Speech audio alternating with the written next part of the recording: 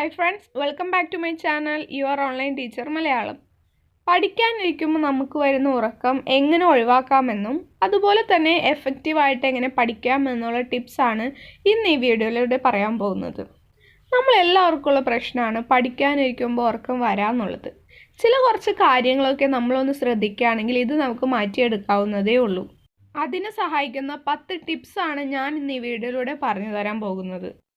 ഒന്നാമത്തെ കാര്യം, avoid heavy meals. അതായത് ഹെവി ആയിട്ടുള്ള ഭക്ഷണങ്ങളെല്ലാം നമ്മൾ പഠിക്കാനിരിക്കുന്ന ദിവസം ഒഴിവാക്കുക. ഒരുപാട് ഓയിലി ആയിട്ടുള്ളതും അതേപോലെ തന്നെ ചിക്കൻ, പിന്നെ ഉരുളക്കിഴങ്ങ് പോലെയുള്ള ഉറക്കം നമുക്ക് വരുത്താൻ സാധ്യതയുള്ള ഫുഡ് ഐറ്റംസ് എല്ലാം നമ്മൾ മാക്സിമം ഒഴിവാക്കുക. ഇതെല്ലാം കഴിച്ചിട്ട് നമ്മൾ പഠിക്കാനിരിക്കുകയാണെങ്കിൽ നമുക്ക് കോൺസെൻട്രേഷൻ കിട്ടില്ല. അതുകൊണ്ട് ഇതെല്ലാം ഒഴിവാക്കുക. 2, നെവർ സ്റ്റഡി ഓൺ ബെഡ്. പഠിക്കുമ്പോൾ ഒരിക്കലും നമ്മൾ ബെഡിലിരുന്ന് പഠിക്കാതെ ശ്രമിക്കുക.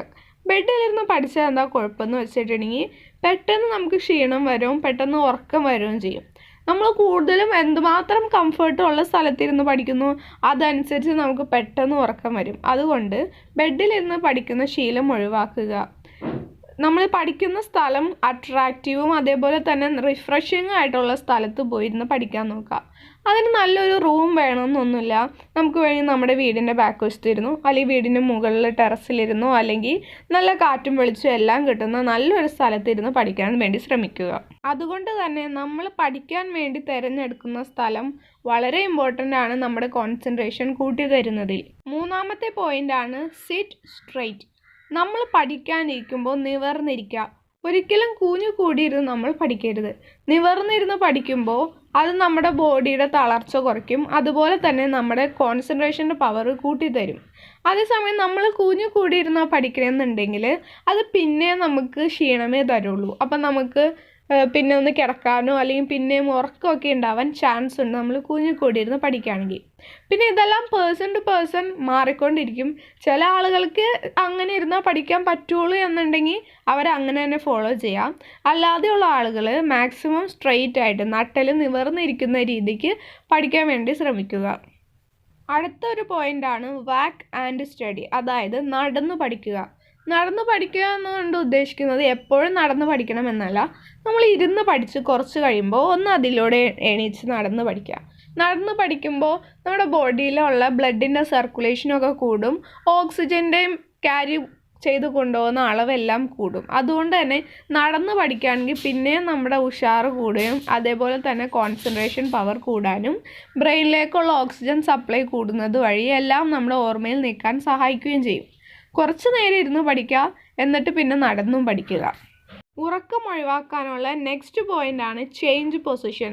നമ്മൾ പഠിക്കുമ്പോൾ പഠിക്കാനിരിക്കുന്ന പൊസിഷൻസ് എപ്പോഴും ചേഞ്ച് ചെയ്തുകൊണ്ടിരിക്കുക.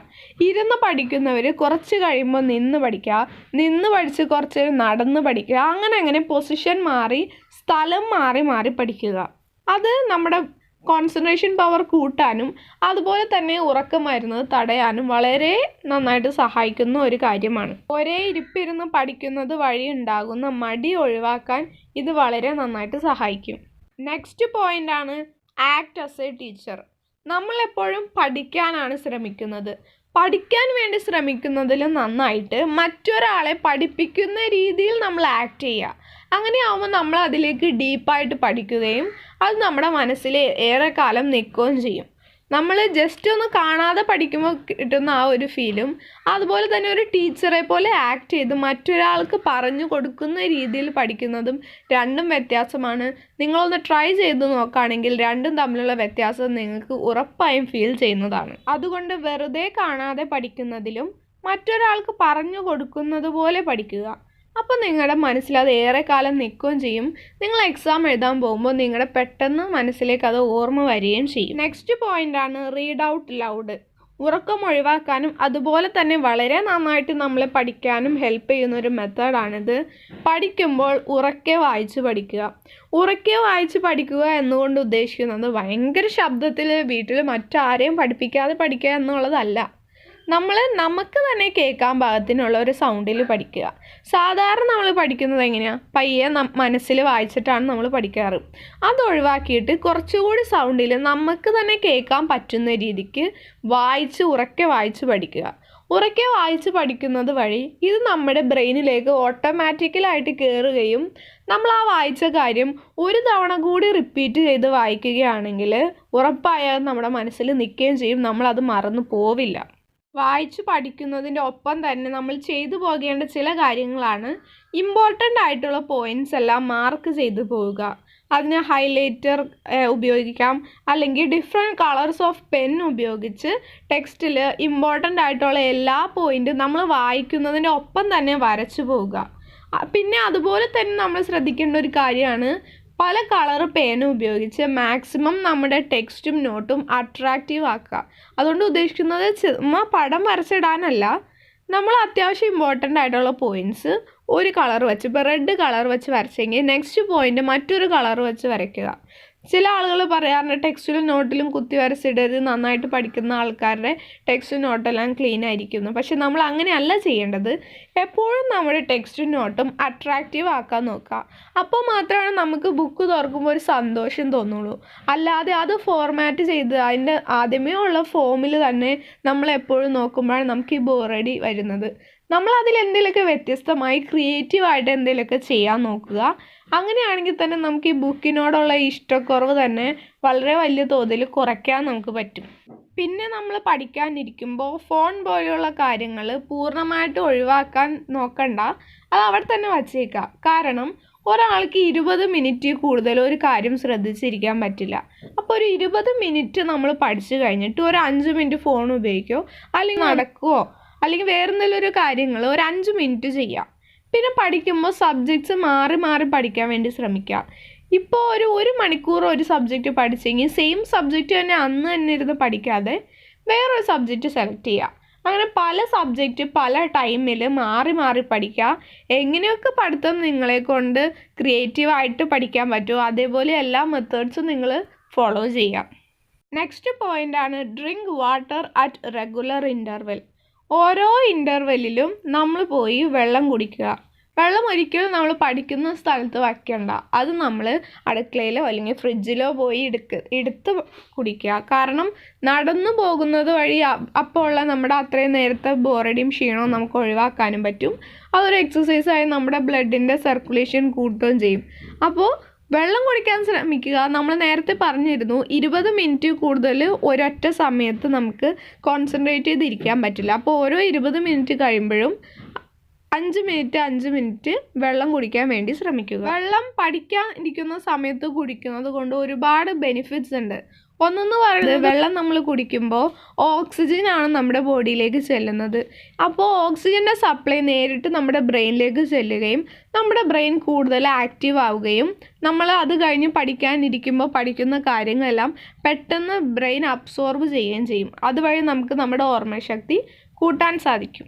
നെക്സ്റ്റ് പോയിൻ്റാണ് ഗുഡ് സ്ലീപ്പ്. നല്ല ഉറക്കം കിട്ടുക. നല്ല ഉറക്കം കിട്ടുക എന്ന് പറഞ്ഞതുകൊണ്ട് ഉദ്ദേശിക്കുന്നത് 8-9 മണിക്കൂർ ഉറങ്ങുക എന്നല്ല. നമ്മളുടെ പോർഷൻ എന്തോരം കവർ ചെയ്യാനുണ്ടെന്ന് നമുക്കേ അറിയൂ. അതനുസരിച്ച് ഉറക്കം കൂട്ടുകയും കുറയ്ക്കുകയും ചെയ്യാം. ഇപ്പോൾ ഒരു ചാപ്റ്ററാണ് ഇനി തീർക്കാനുള്ളൂ നാളത്തേക്ക് എങ്കിൽ അത്യാവശ്യം നന്നായിട്ട് തന്നെ ഉറങ്ങുന്നതിന് കുഴപ്പമില്ല. ചിലർ പറയും എക്സാമിൻ്റെ തലേന്ന് ഉറക്കമൊഴിച്ചിരിക്കരുത്, പിറ്റേന്നത്തെ നമ്മുടെ എല്ലാം മനസ്സിൽ നിന്ന് പോകുമെന്ന്. പേഴ്സണലി എനിക്ക് അതിനോട് യാതൊരു ഒപ്പീനിയനുമില്ല. കാരണം നമ്മുടെ പഠിക്കാനുള്ള പോർഷൻസ് കവർ ചെയ്തിട്ടില്ലെങ്കിൽ നമുക്ക് എന്തായാലും കിടന്നുറങ്ങാൻ പറ്റില്ല. അത് പഠിച്ചേ പറ്റൂ.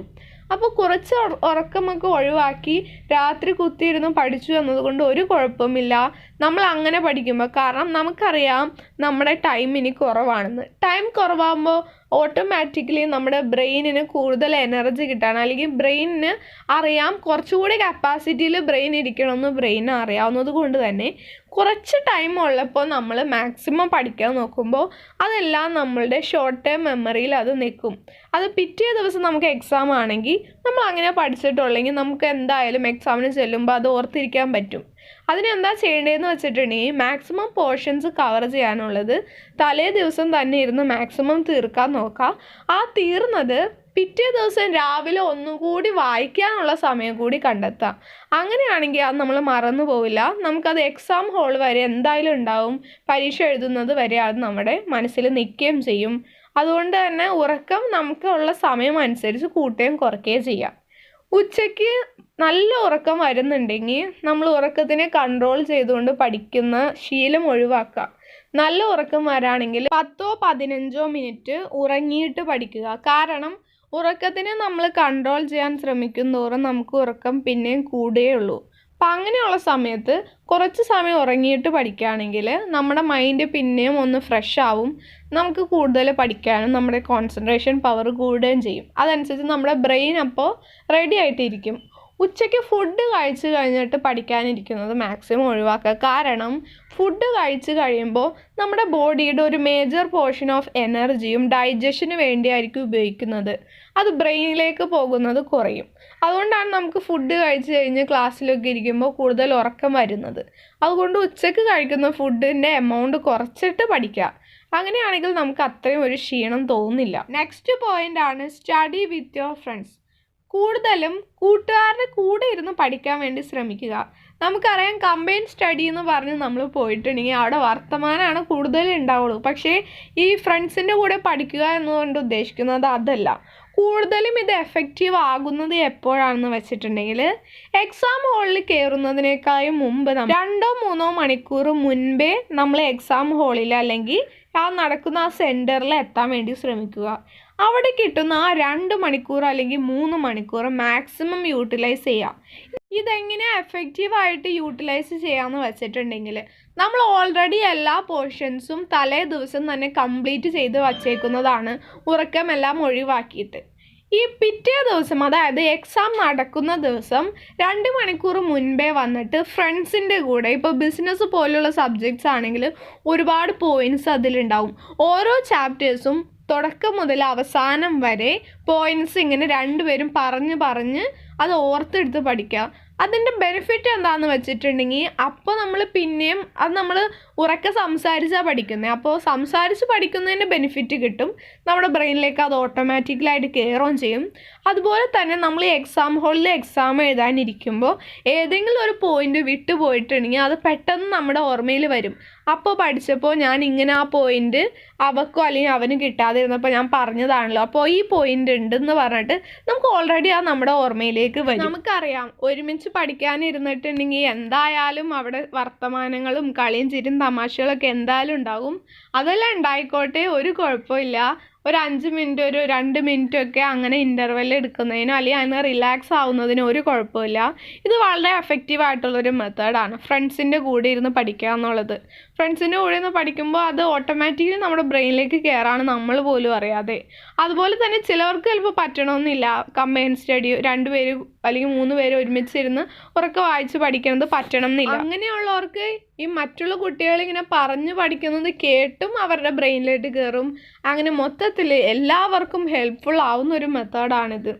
ഇതിൻ്റെ കൂടെ തന്നെ കുറച്ച് കാര്യങ്ങൾ കൂടി ഞാൻ പറയാം. അതായത് അണ്ടർസ്റ്റാൻഡ് യുവർ എബിലിറ്റി, അതായത് പഠിക്കാൻ നിങ്ങളുടെ കഴിവ് അത് എന്തുമാത്രം ഉണ്ടെന്ന് നിങ്ങൾക്ക് മാത്രമേ അറിയുള്ളൂ. അപ്പോൾ അവരവരുടെ സ്വന്തം കഴിവ് മനസ്സിലാക്കിയിട്ട് അതനുസരിച്ച് പഠിക്കാൻ നിൽക്കുക. ഒരുപാട് ഓർമ്മയിൽ നിൽക്കാത്ത ആളുകളാണെങ്കിൽ ഒരുപാട് കഷ്ടപ്പെട്ട് പഠിക്കരുത്. അവർ മനസ്സിൽ നിൽക്കുന്ന രീതിക്ക് കുറച്ചുകൂടി ക്രിയേറ്റീവായിട്ട് പഠിക്കുക. അതുപോലെ തന്നെ ഇമ്പോർട്ടൻ്റ് ആയിട്ടുള്ള ഒരു കാര്യമാണ് സെലക്ട് സ്യൂട്ടബിൾ ടൈം. ഒരാൾക്ക് ചിലപ്പോൾ രാവിലെ പഠിക്കാനായിരിക്കും കൂടുതൽ കഴിവ്, അല്ലെങ്കിൽ മറ്റൊരാൾക്ക് രാത്രി ഉറക്കമൊഴിച്ച് പഠിക്കാനായിരിക്കും. അപ്പോൾ സ്വന്തം കഴിവ് എന്താണെന്ന് മനസ്സിലാക്കി അതുപോലെ പഠിക്കുക. മോട്ടിവേറ്റ് യുവർ സെൽഫ്, നിങ്ങൾ തന്നെ മോട്ടിവേറ്റ് ചെയ്യുക. മറ്റൊരാളുടെ മോട്ടിവേഷന് വേണ്ടി നിങ്ങൾ വെയിറ്റ് ചെയ്യാതെ നിങ്ങൾ തന്നെ നിങ്ങളെ മോട്ടിവേറ്റ് ചെയ്ത് സക്സസ്സിൽ എത്തിച്ചേരാൻ വേണ്ടി ശ്രമിക്കുക. നെക്സ്റ്റ് ആണ് മേക്ക് എ ഗുഡ് പ്ലാൻ. എന്തുമാത്രം സബ്ജക്ട്സ് കവർ ചെയ്യാനുണ്ടെന്ന് ഒരു ഐഡിയ നിങ്ങൾ മനസ്സിലാക്കിയിട്ട് ഒരു പേപ്പറിൽ അതെല്ലാം എഴുതി വച്ചിട്ട് ഓരോന്നിനും എത്ര സമയം എടുക്കും എന്നെല്ലാം കണ്ടുപിടിച്ച് നല്ലൊരു പ്ലാൻ ഉണ്ടാക്കി പഠിക്കുക. ഇത്രയും കാര്യങ്ങളൊക്കെ ശ്രദ്ധിക്കുകയാണെങ്കിൽ നിങ്ങൾക്ക് നിങ്ങളുടെ മടി മാറ്റാനും ഉറക്കം മാറ്റാനും അതുപോലെ തന്നെ വളരെ എഫക്റ്റീവായിട്ട് പഠിക്കാനും സാധിക്കും. എക്സാമിന് നല്ല മാർക്ക് വാങ്ങിക്കാനും സാധിക്കും. എല്ലാവർക്കും ഉപകാരപ്പെട്ടു എന്ന് വിശ്വസിക്കുന്നു. താങ്ക്